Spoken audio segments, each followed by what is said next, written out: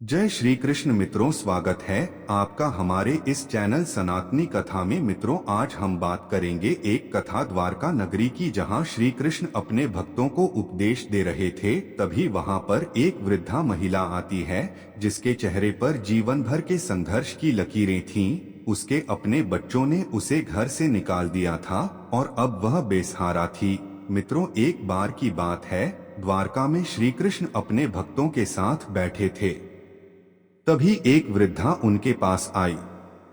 उसके कपड़े फटे हुए थे, आंखों में आंसू थे और चेहरा थका हुआ। उसने श्री कृष्ण के चरणों में गिरकर कहा, हे प्रभु, मेरे अपने घर वालों ने मुझे निकाल दिया है। अब मेरे पास न घर है न सहारा।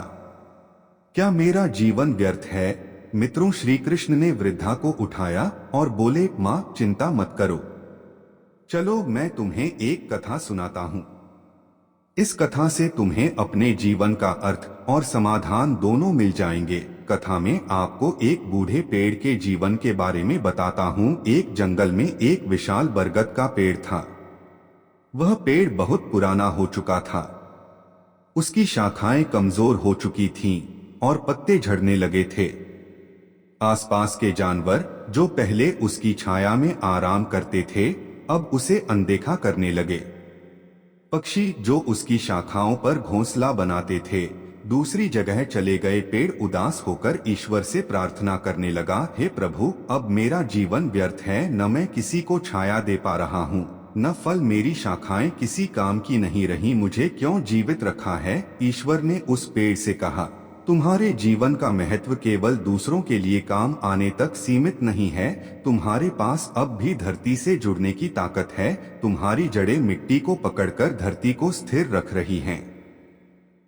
जब तक तुम हो, यह मिट्टी बहेगी नहीं और नदियों को गंदा नहीं करेगी। तुम्हारे सूखे तने में चींटियां अपना घर बना रही हैं। तुम्हारा हर रूप किसी न किसी के लिए मूल्यवान है। यह सुनकर पेड़ को अपनी कीमत समझ में आई।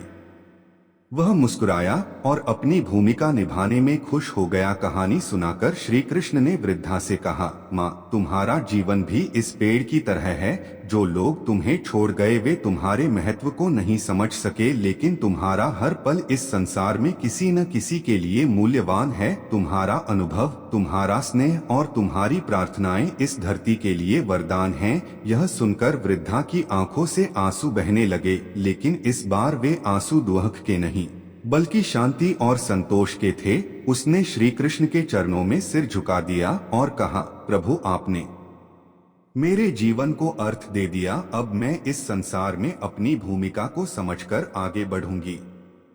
श्री कृष्ण मुस्कुराए और बोले, याद रखो, जब तक तुम हो, तुम्हारा अस्तित्व संसार के लिए उपहार है। धन्यवाद।